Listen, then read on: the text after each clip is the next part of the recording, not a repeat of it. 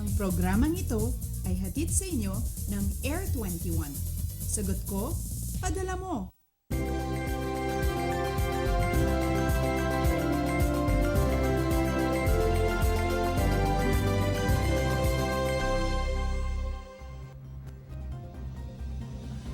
Diyos marahay na aga Luzon, malipayong adlaw Visayas, maradyaw na buntag Mindanao. Parang kahapon lamang nang magsimula ang Setyembre at aba, ngayong araw ay nakalahati na nga natin ang kasalukuyang buwan.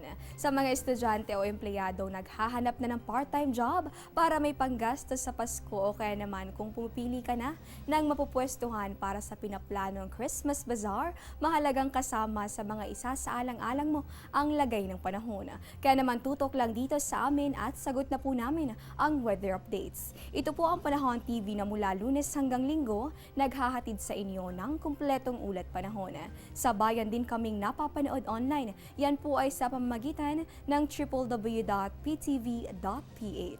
Ang muli ninyong makakasama at maghahatid ng mga dapat ninyong malaman sa lagay ng panahon ngayong araw ng Huwebes, September 15, 2016. Ako po si Desiree Jonio. Isang bagyo nga ang nasa loob ng ating boundaries sa ngayon, pero sa kabila nito, mahalagang salubungin pa rin natin ang panibagong araw na may ngiti at pag-asa. Sunrise po natin, inaasahan natin yan 45 minutes makalipas ang alas 5 ng umaga. Sunset naman natin 5:57 ng hapon.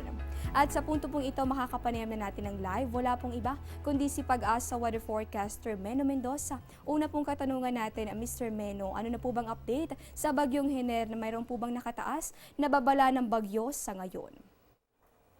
Una sa lahat, na magandang umaga Desiree at magandang umaga sa ating mga kababayan. Para sa ating weather update, ang ating bagyong si Hiner ay nasa layong 800 kilometers silangan ng Kasiguran, Aurora. Sa kasalukuyan, ito may taglay na lakas na hangin umaabot sa 130 kilometers per hour malapit sa gitna at may mga pagbugso naman na umaabot sa 160 kilometers per hour.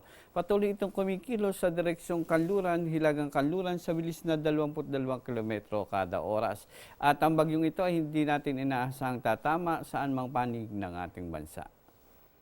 Ayan, good news ngayon sa ating mga kababayan dahil hindi naman pala inaasahan na magla-landfall ito at wala namang nakataas na babala ng bagyo sa ngayon. Dahil nga po mayroon tayong inaasahang bagyo, ano po bang mararanasan natin na improved weather condition sa mga susunod na araw? Para naman sa magiging weather condition natin, inaasahan natin, ito ay mag-i-improve dahil lalabas nga ang ating sa Philippine Area of Responsibility sa Sabado ng madaling araw, itong ating typhoon na si Hiner. Inaasahan natin na sa darating na linggo ay bubuti na ang lagay ng ating panahon. Magandang balita din yan, lalong-lalo na dun sa mga nagbabalak na magsimba sa nasabing araw. Ayon nga kay Pag-asa Weather Forecaster Meno Mendoza, inaasahan naman natin ang improved weather condition pagsapit ng araw ng linggo. At para naman po sa ating mga kababayang mangingisda o kaya naman doon sa mga papalaot, ano po bang kondisyon ng ating mga karagatan sa ngayon? Para naman sa ating mga mangingisda o gumagamit ng maliliit na sasakyang pandagat, mapanganib pa rin ang pumalaot dito sa northern and eastern seaboards ng Northern Luzon. Yan ay sa mga baybaying dagat ng Batanes, Babuyan, at dito sa northern coast ng Ilocos at gayon na rin sa Cagayan at dito sa baybaying dagat ng Isabela. Malalaki pa rin ang alon sa nabanggit na mga baybaying dagat kaya pinapayuhan natin ang ating mga mangingisda na huwag pumalaot sa nasabing mga lugar. At panghuling katanungan na lamang po natin para sa mga may lakad ngayong araw ng Huwebes, ano po bang inaasahan nating magiging lagay ng panahon sa mga susunod na oras? Para naman sa magiging lagay ng ating panahon sa araw na ito, dahil patuloy pa rin ang epekto ng ating habagat na pinalalakas nga ng ating mga bagyo na katulad na si Hiner, patuloy pa rin makakaranas ng mahina hanggang sa katamtamang mga pag-ulan dito sa Metro Manila, sa rehiyon ng Ilocos, sa probinsya ng Zambales, Bataan, Cavite, Batangas at gayon na rin dito sa probinsya ng Palawan, sa Mindoro, kasama na dito ang Kaldurang Kabisayaan.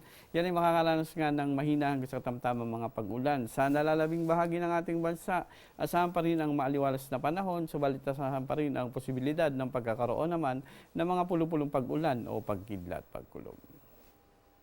At nakasama po natin wala pong iba kundi si Pag-asa Weather Forecaster Meno Mendoza. Maraming salamat po sa inyong mga ibinahaging kaalaman sa amin ngayong umaga. Magbabalik pa ang Panahon TV matapos ang ilang paalala.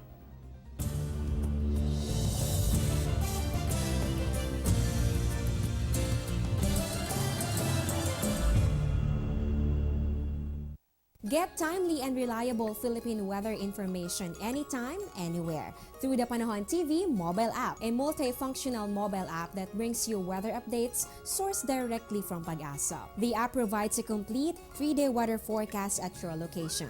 It also allows you to ask or share the weather to the community. It has auto alerts for thunderstorm advisory, rainfall warning, and storm signals over your area. Download for free today, available at Google Play Store and iOS.